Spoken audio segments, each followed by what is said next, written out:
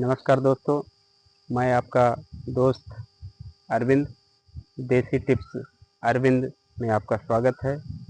मैं आपको आज एक ऐसी जड़ी बूटी के बारे में बताने जा रहा हूँ जो कि गर्मियों के मौसम में बहुत ही गुणकारी है। जी हाँ, ये जड़ी बूटी आपके घर परिवार में किसी भी व्यक्ति के काम आ सकती है। और ये जड़ी बूटी ऐसी बीमारी के लिए है जिसको कहते हैं नक्सीर। इसको देसी और गांव की भाषा में लोग विनाश भी कहते हैं। ये बीमारी में क्या होता है, लोगों को कभी कभी उचित आहार विहार न होने के कारण नाक से खून आ जाता है। नाक से खून आ जाता है और कोई दिक्कत नहीं होती है, ना तो दर्द होता है, ना कोई तकलीफ़ होती है। कहीं जा रहे हैं, खा रहे हैं, बैठे हैं, एकाएक नाक से ब्लड आ जाता है। इसको विनाश कहते हैं, नक्सीर कहते हैं। लोग कभी कभी खामखा परेशान हो जाते हैं कि ये क्या हो गया, कैसे हो गया, नाना प्रकार की बातें सोचने लगते हैं। लेकिन आपको घबराने की ज़रूरत नहीं है। हमारा आयुर्वेद हर बीमारी पर कारगर और असरदार है। सिर्फ आपको इसके नुस्खे और इसके बारे में जानकारी होनी चाहिए और आप इसको अमल में लाएं। कभी भी घबराने की ज़रूरत नहीं है। आयुर्वेद, देसी जड़ी बूटियाँ सहस्त्रों साल पुराने से चली आ रही हैं। इसका ना कोई तोड़ आज तक आया है और न भी भविष्य में आने की संभावना है। ये हमारे सालों साल पुरानी रीतियों और उपलब्ध जड़ी बूटियों की सुलभता के कारण आज भी फल फूल रही है। ये जड़ी बूटियों में ना तो हमारा पैसा वेस्ट होता है, ना समय वेस्ट होता है और ना ही किसी प्रकार का इन जड़ी बूटियों को यूज करने के उपरांत दुष्प्रभाव आता है। आजकल सबसे ज़्यादा लोग एक चीज़ से डरते हैं, कहीं इसको करेंगे तो क्या कोई दिक्कत तो नहीं हो जाएगी। यानी दिक्कत तो आपको ऑलरेडी पहले से है ही, और अगर आप इस नुस्खे या दवा को यूज़ करेंगे तो कोई और दिक्कत तो नहीं हो जाएगी। ये मन में एक विचार आ ही जाता है कि ऐसी दिक्कत है और बिना जाने समझे अगर मैंने इसको खा लिया या लगा लिया तो कहीं ये तो नहीं हो जाएगा। कहीं ऐसा कुछ नहीं। जहाँ तक अभी तक के इतिहास में है कि कोई देसी जड़ी बूटी आपका कभी कोई नुकसान नहीं करेगी। ये देसी जड़ी बूटियाँ धरती पर वरदान मानव और सभी जीवों के लिए। हर जीव इन जड़ी बूटियों पर निर्भर है। हाँ, हम आदमी हैं, जानते हैं, लेकिन ऐसा नहीं, जानवर भी इन जड़ी बूटियों का यूज करते हैं। उनके शरीर में जब भी कोई प्रॉब्लम होती है, जब भी कोई दिक्कत होती है, वो अपने हिसाब से उस पत्ती, उस घास, उस जड़ का सेवन कर लेते हैं और फिट रहते हैं। हम और आप यानी इंसान को भगवान ने विवेक और ज्ञान दे रखा है, इसलिए इन पर शक और संदेह करने लगते हैं। लेकिन ठीक है, विचार करना भी चाहिए, हम इंसान हैं।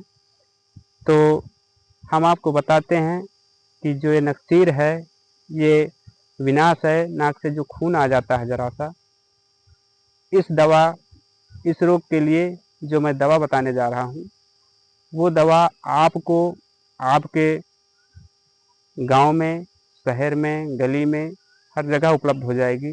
आप इसको देखते भी हैं, जानते भी हैं, लेकिन इसके संदर्भ में या किस रोग में काम आएगी इसकी जानकारी शायद ना होगी। तो मैं आपको इसकी जानकारी देने जा रहा हूँ।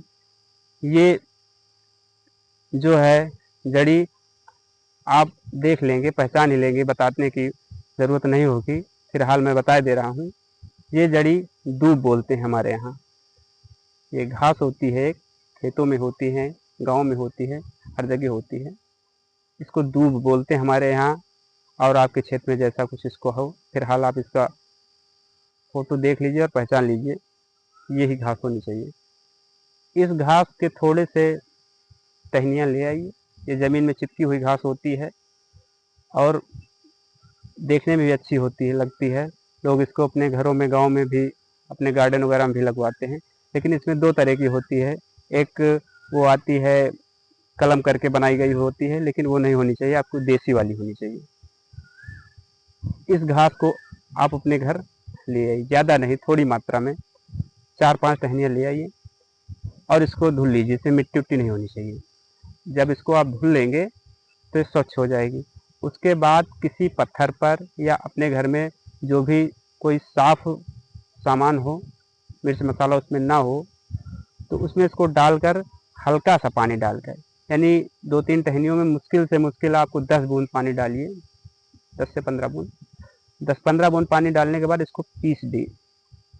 पीसने के बाद इसका जो अर्क है, थोड़ा सा अर्क इसमें निकलेगा, वो पानी जो आप डालेंगे वो थोड़ा थोड़ा हरा हो जाएगा। उसके बाद उसको छान लीजिए, निकाल लीजिए, एकदम साफ, उसमें किसी प्रकार का कण या कुछ और ना हो। हर इस चीज़ का ध्यान रखें कि उसमें मिर्च मसाला कतई नमक वमक ना होना चाहिए, नहीं आपको दिक्कत करेगा, फिर आप बोलेंगे कि ये तो बहुत दिक्कत कर रहा है। तो उसको पीस लीजिए, पीस कर छान लीजिए और आप चम्मच में इसको ले लीजिए और आप लेट जाएं।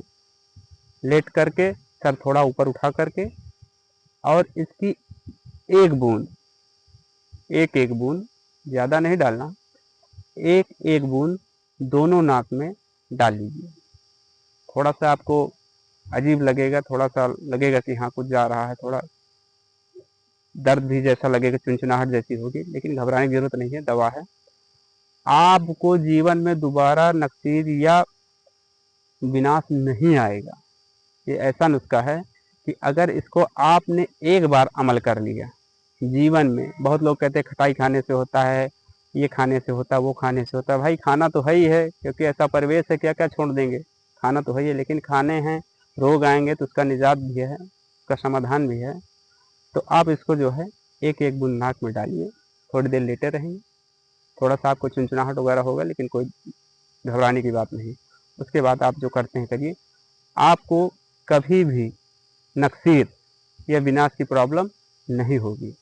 हाँ, अगर आपको कभी फिर दोबारा हो जाए तो इसको फिर से ले ताज़ी लाइए, जहाँ भी मिले आपको, कोई बहुत बड़ी चीज़, बहुत पैसे वाली चीज़ नहीं है, 2 टहनियाँ ले आइए चुपचाप और इसको जो है धुल करके पीस लें और पीसने के बाद इसको जो है उसी तरह फिर डाल लें।